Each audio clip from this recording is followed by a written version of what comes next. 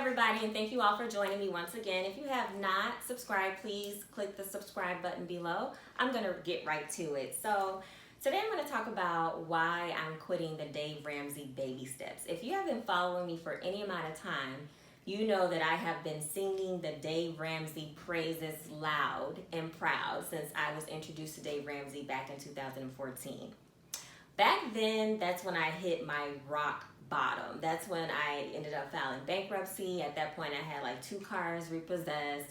My business had failed. It was just a hot, raggedy mess. And I knew exactly what I needed to do. I just needed a push. So a friend of mine saw what I was going through, and he gifted me the Total Money Makeover by Dave Ramsey. And it really did change my life and put my mind into perspective. Like I said, I knew what I needed to do, but I guess maybe I just didn't have a plan, and I just needed that bump. So that was the bump, and I'm always grateful to that friend for introducing me to the baby steps because they really did help me. Just to give a little bit of background on the baby steps, they basically are 7 steps to debt freedom.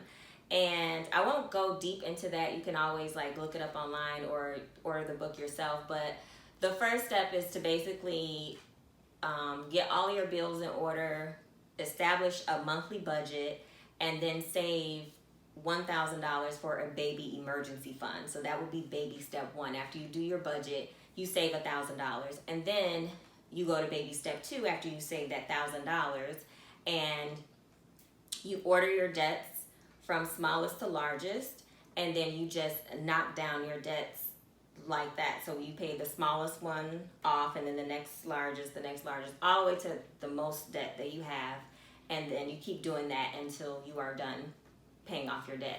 And that's called the debt snowball method. That's another method you guys can Google. And then the third step is when you go back to saving, and this time you're going to save 3 to 6 months of income. So then that would be your fully funded emergency fund. And then there's 4, 5, 6, and 7, which you can look up. I like baby step 1, 2, and 3.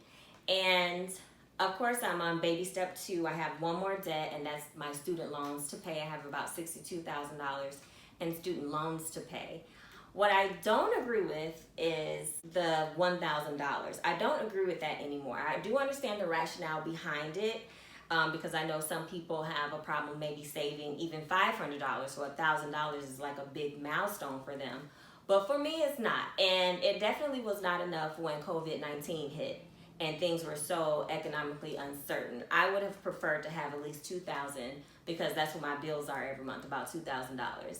I think having that 1 month of cushion, even though I know it's technically a baby emergency fund and not intended to be a fully funded emergency fund, I would have felt better if I had a month saving. So that part I don't agree with, and I think that baby step needs to be updated.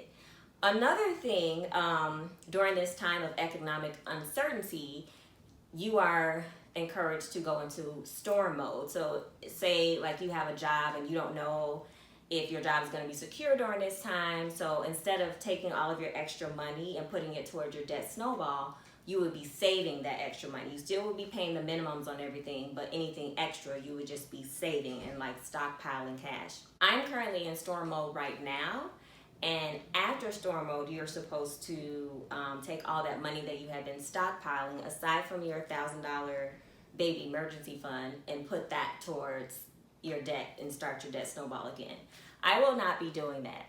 I don't feel comfortable at this point taking all of my savings out and putting it all toward debt except for $1,000. That is not going to work for me, and I have just decided to do things my own way. I'm going to continue to save my 3 to 6 months of income, and then I'm going to go back and attack that student loan.